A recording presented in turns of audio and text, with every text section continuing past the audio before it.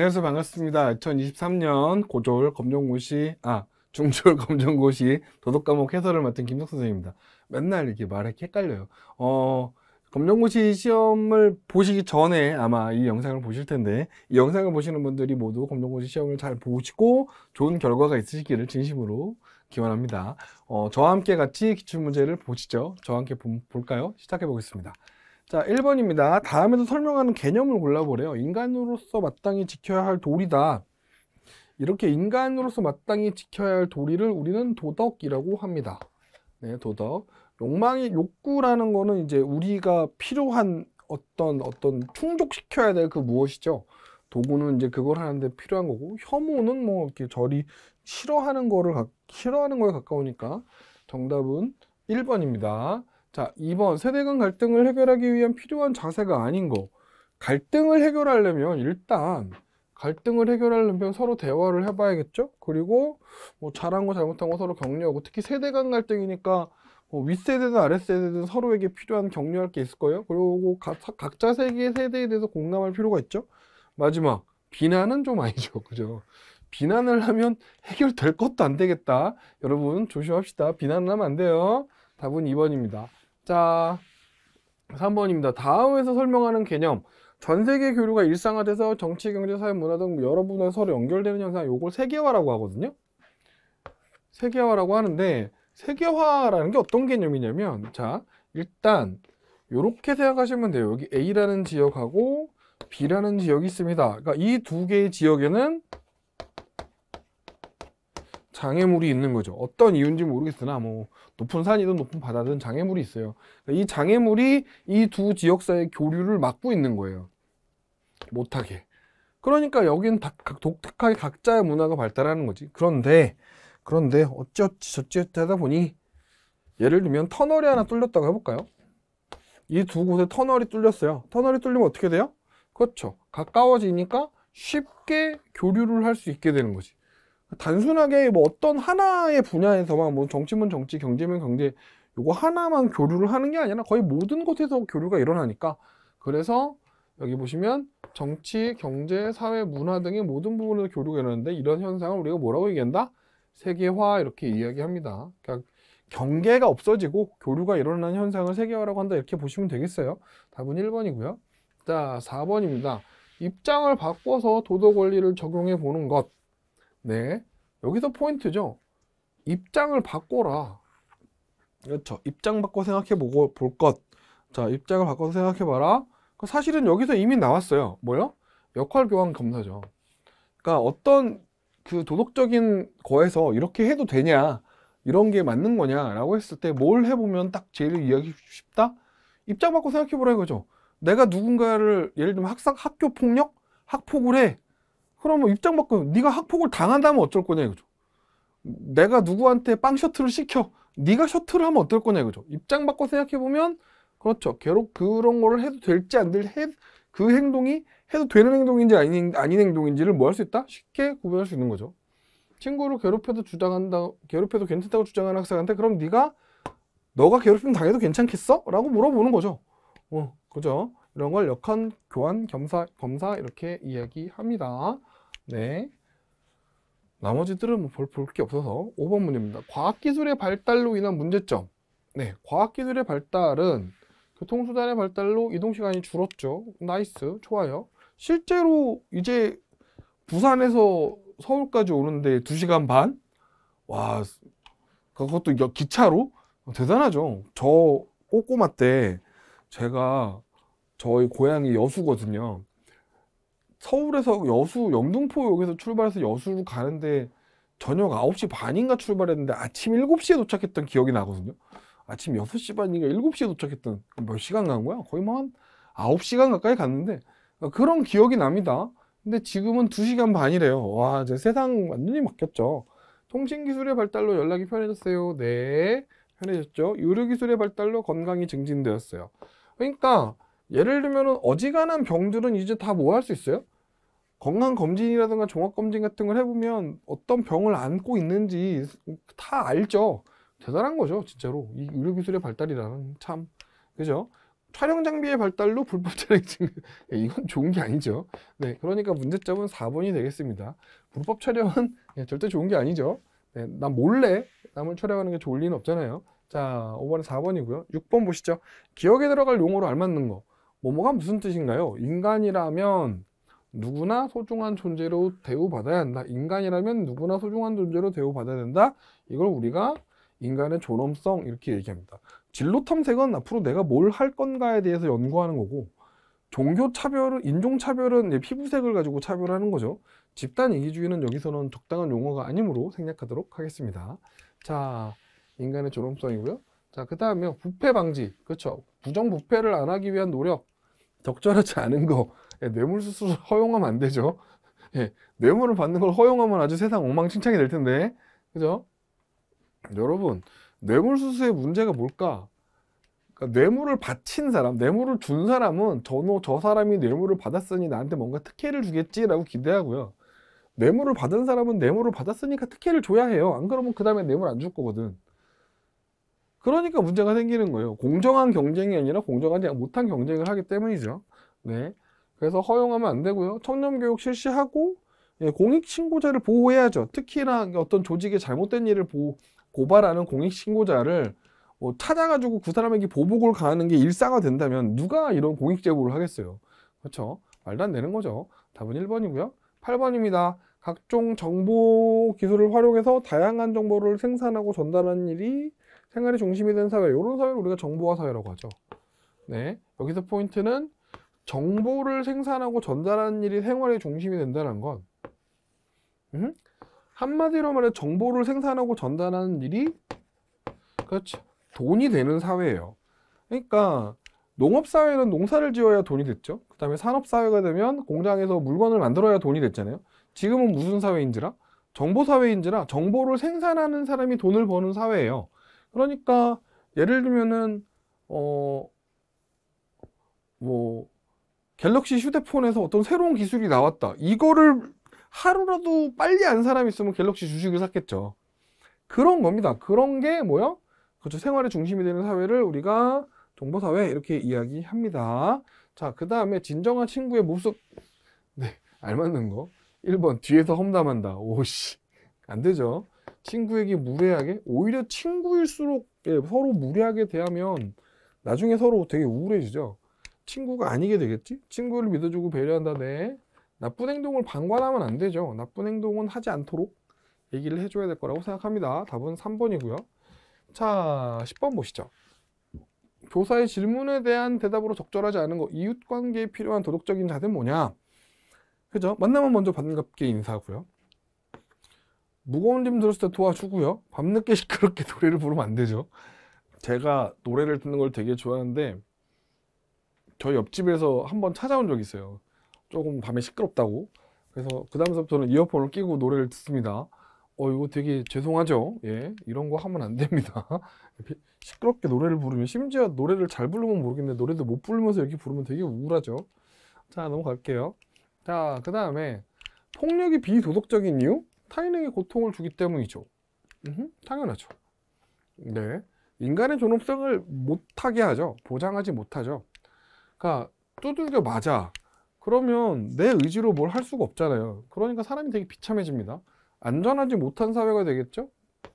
그렇죠? 폭력에 의해서 강요당할 테니까 타인의 자유가 파괴될 거고요. 답은 1번입니다.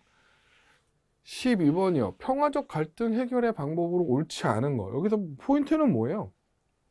평화적으로 해결하는 거죠. 평화적으로 싸우지 않고 폭력으로 해결하면 네, 의미가 없죠.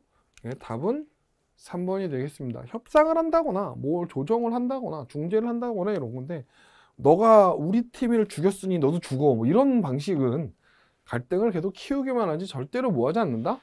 네, 깔끔하게 평화적으로 해결이 되지 않습니다. 이런 것들은 굉장히 조심해야 될 영역의 문제들인 거예요. 자, 그 다음에 기억에 들어갈 용어로 옳은 거래요. 정의로운 사회란 공정한 사회 규칙이나 제도를 마련하여 사회 구성원을, 자, 여기서 보시면 공정한 사회 규칙이나 제도, 이게 공정함이라는 건 사실 그렇죠. 누구에게나 적용되는 규칙이라서 공정한 거거든요. 누군 예외 없이. 그런 걸 우리가 뭐라고? 그렇죠. 차별 없이 대우한다 이렇게 표현합니다. 네, 뭐 배려 없이, 존중 없이, 책임 없이 이렇게 얘기하면 큰일 나죠. 답은 3번이고요. 자, 어려운 문제 아니에요. 자, 14번입니다. 다음에서 설명하는 용어로 옳은 거. 부모에 대한 자녀의 도리. 네, 부모를 공경하고 사랑하는 거. 우리는 이런 거를 효도 이렇게 얘기하죠.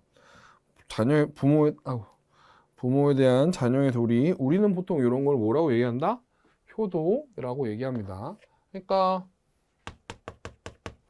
부모가 있고 자녀가 있는데 자녀가 부모한테 할 도리를 효도 이렇게 얘기한다면 부모도 자녀에게 해야 될 도리가 있죠. 부모는 자녀를 자애로움으로 돌봐야 돼요. 참고로 우애는 형제간에 해야 할 일이죠. 형제간에 해야 할 일을 우애라고 얘기합니다. 네, 넘어가겠습니다. 자, 오케이. 15번이요. 답은 1번이고요. 15번. 기억에 들어갈 용어로 옳은 거래요. 땡땡의 실천 방법 찾기. 길거리에 꽃을 함부로 꺾지 않는다. 생명을 하찮게 여기는 말을 삼가한다. 자신을 사랑하고 자신의 몸이 다치지 않도록 한다. 예를 들면 환경오염이라고 하면 생명을 하찮게 여기는 말을 삼간다는 건 잘못된 거겠죠?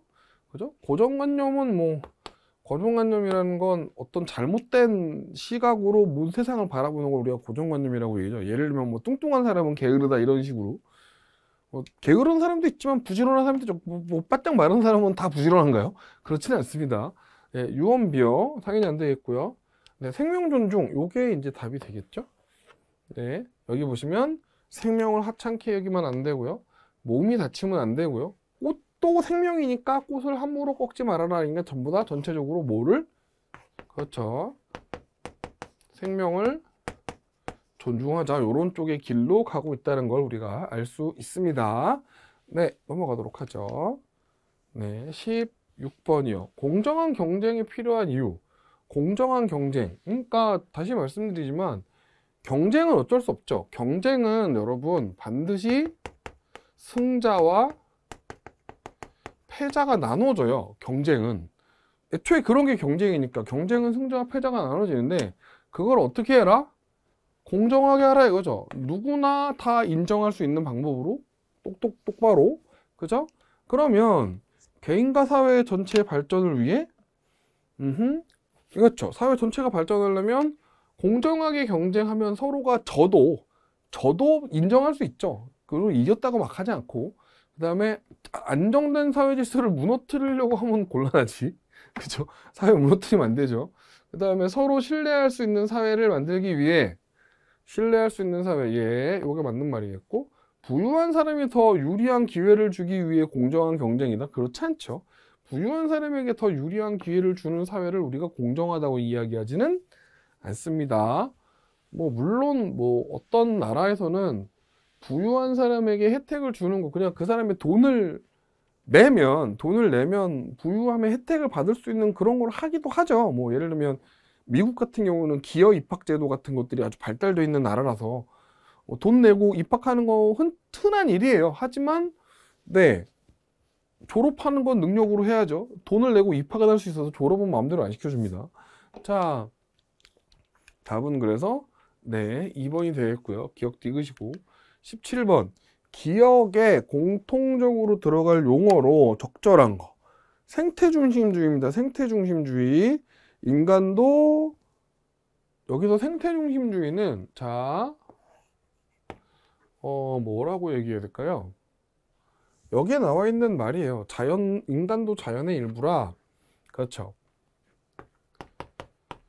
인간은 자연이 있으면 이 자연에 들어가 있는 일부다. 이렇게 생각하는 거죠. 그래서 서로 영향을 주고 받는다. 이게 생태중심주의의 내용이고요. 그래서 영향을 주고 받는데 예를 들면은 그래서 생태계에 있는 동물이라든가 식물이라든가 하다못해 무생물까지도 모두 도덕적 고려의 대상이 되어야 한다. 이렇게 이야기를 하는 게 생태 중심주의 얘기입니다. 답은 4번이고요. 네. 네, 이렇게 보시면 되겠어요. 자, 그래서 여기 보시면 거대한 생태계다 이런 말이 되게 중요한 말이죠. 거대한 생태계다 이런 말이 되게 중요한 표현입니다. 자, 17번이었고요. 18번입니다. 통일 한국의 바람직한 모습으로 가장 적절한 거. 통일 한국의 바람직한 모습으로 가장 적절한 게 뭐냐 이거죠. 세계평화 위협하면 안 되죠. 가끔 이 도덕 지문들은 보면 죄송해요. 멋있는 지문들이 많아요. 국민의 인권 보장해야 되죠. 이러면 안 되는 거고, 예, 이거 맞는 거고. 보편적 가치를 무시한다. 보편적인 가치라는 건 예를 들면 이 보편이라는 말이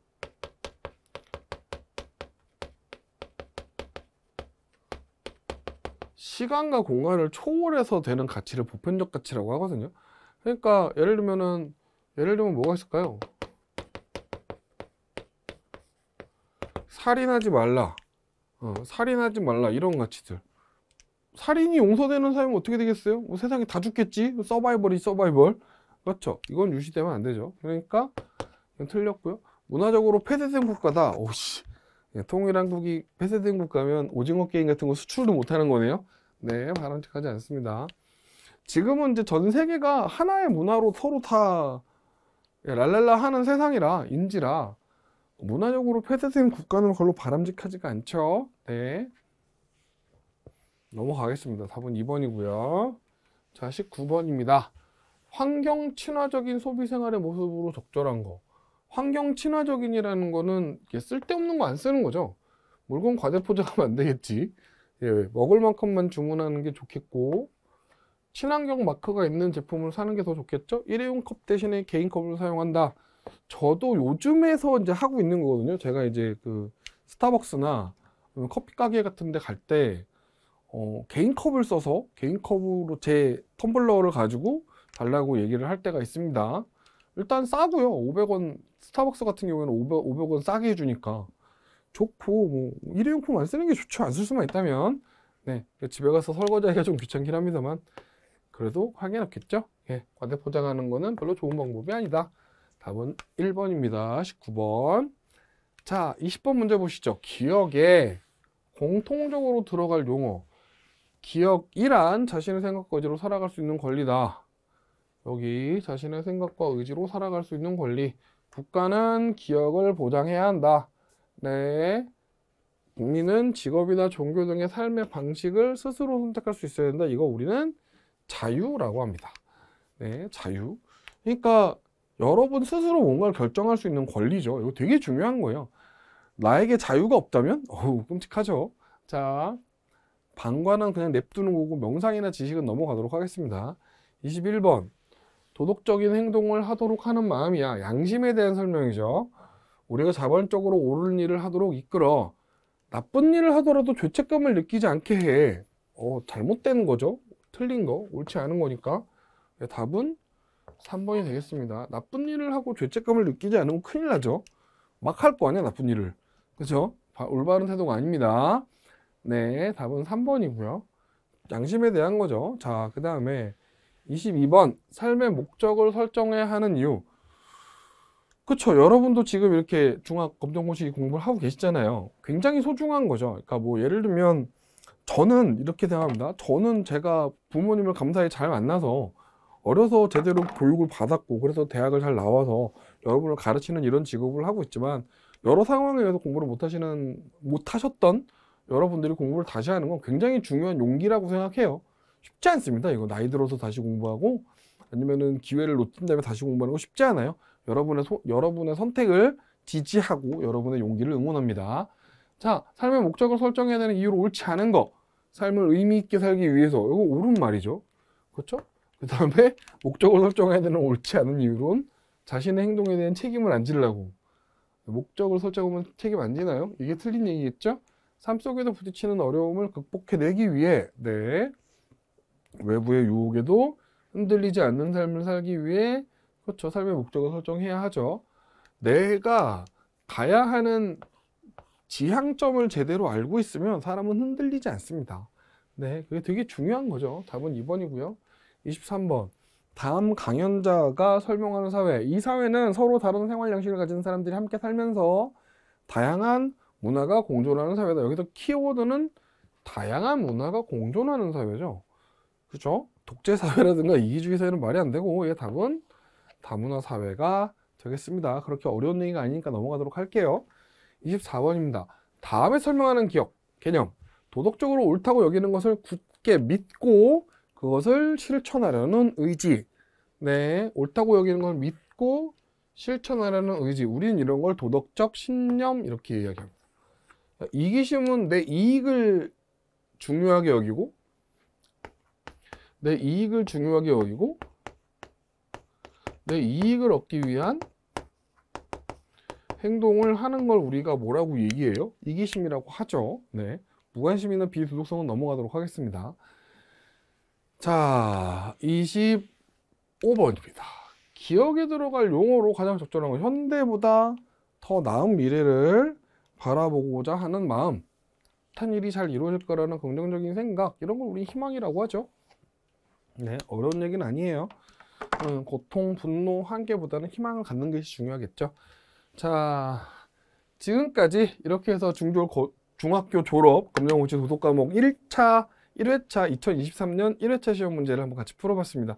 문제 내용이 그렇게 어렵지 않아서 금방금방 풀 수 있으니까 여러분들도 잘 공부해 보셨으면 좋겠고, 잘 모르는 내용은 텍스트 내용을 잘 살펴보시면서 문제를 풀어보셨으면 좋겠습니다. 지금까지 저는 김덕 선생이었고요. 여러분 모두 좋은 결과가 있기를 기원하겠습니다. 수고하셨습니다.